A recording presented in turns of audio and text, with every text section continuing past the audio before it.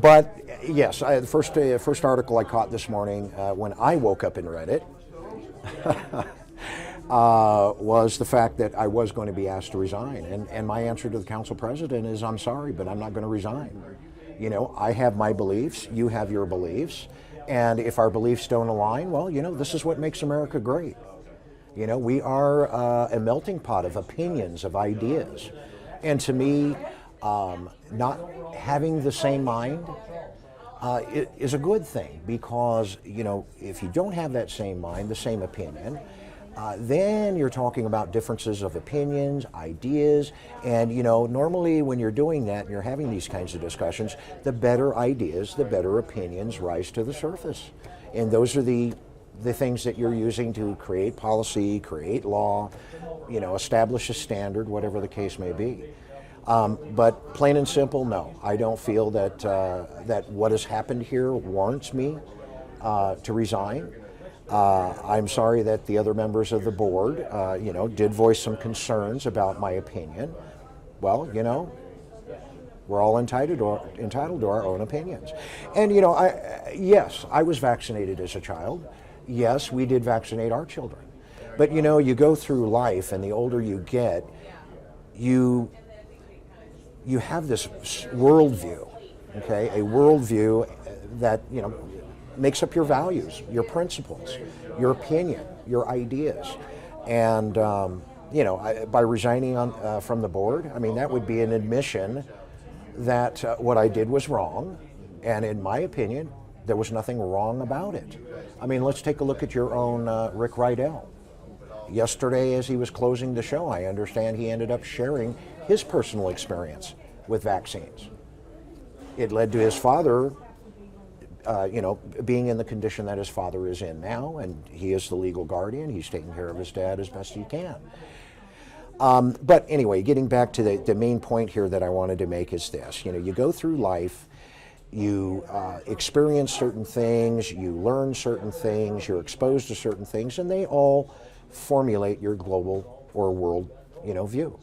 And in this particular case, like I said, I was vaccinated as a youngster. My children were vaccinated. I do understand that since day one, there have been people out there that have not vaccinated their kids. So, do you have kids? No. Okay. Well, then what I can say is this, you know, if the council president had kids, his kids would be going to school with kids that have not been vaccinated because of exemptions. My kids went to school, they're all adults now, but my kids went to school with children that were not vaccinated. I went to school with children that were not vaccinated. You know, being or having been a member of the media for 5+ years, my own talk show, you know, I have occasion to reach out and get certain guests. We discuss certain articles, certain perspectives, okay? And again, as part of that gaining the worldview, I've come to the point where I personally don't do vaccinations anymore because of the materials that are in them, just, you know, just to start. But as I've been noted to say in the public, you know, it is an individual choice. And I believe that as opposed to making these things mandatory, it should be left an individual choice.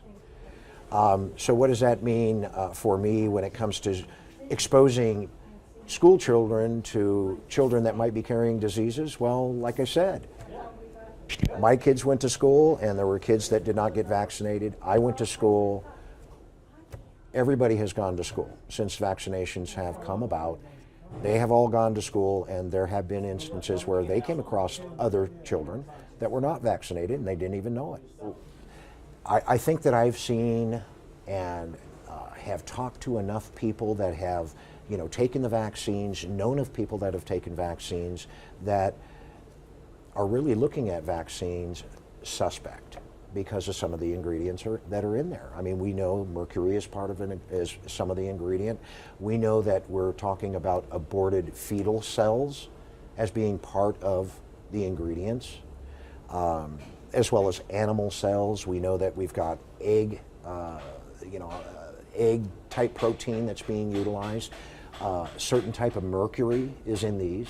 A substance called squalene is in these. And, you know, in higher doses, these would be poison and toxic to humans. So when I say the science is unsettled at this point, I am aware through a Huffington Post article that I just put on my Facebook a couple of hours ago that they reported back in September of 2014 that there are lawsuits pending right now that encompass the MMR vaccine, the manufacturer Merck, and how they may have fudged on data in order to meet the 95% efficacy requirement of the Food and Drug Administration. Now let's take an example of the last flu scare that we had several years ago, okay?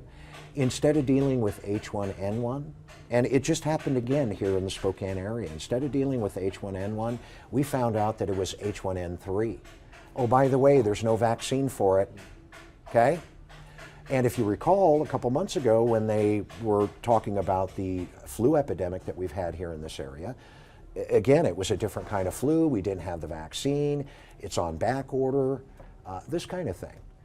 Well, come to find out, did the FDA actually give the green light to the company making the flu vaccine because it was in short supply? They needed to get something in the hands of the citizenry quickly. Did they actually do the FDA test?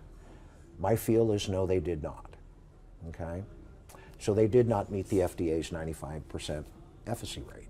And I think that what we're going to see in the future, as the science gets settled, is we are going to see some result of these lawsuits. And obviously the investigation at Disneyland is still ongoing, so we'll see what the end result is there. Now, I know, because I have seen the media reports, that some people say that the people that got the measles were already vaccinated or weren't already vaccinated. So I've seen both sides of that. So like I said, you know, we need to settle the science.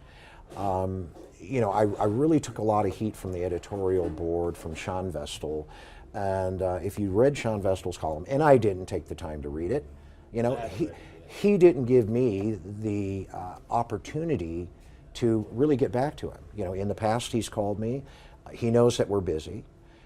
He made 2 calls to me and I got right back at him. Well, yesterday he made 1 call and then he decided to dive into the article.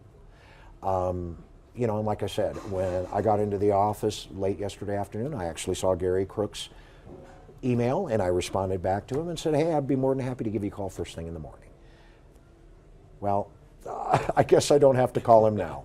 So, do you think that this whole conversation that you started is going to affect your effectiveness as a city council member, as a member of the board?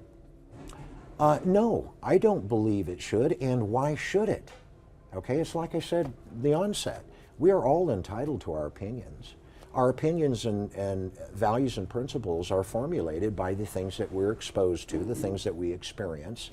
And what I am saying at this point is I disagree with the reporters at the Spokesman Review, only because in my mind, the science is not settled. You can talk about government reports all day long, but guess what? What kind of reputation does our president have right now for telling the truth, for transparency? Okay? A lot of people don't trust the government. And the reason why is because the man that's at the top of the government. Now let's take the example of the CDC. How much stuff did the CDC, how much hot water did the CDC get into during the Ebola situation? A lot, okay? And the way the media portrayed the CDC is they were inept and incompetent. I can't believe the CDC at this point, you know, by virtue of that.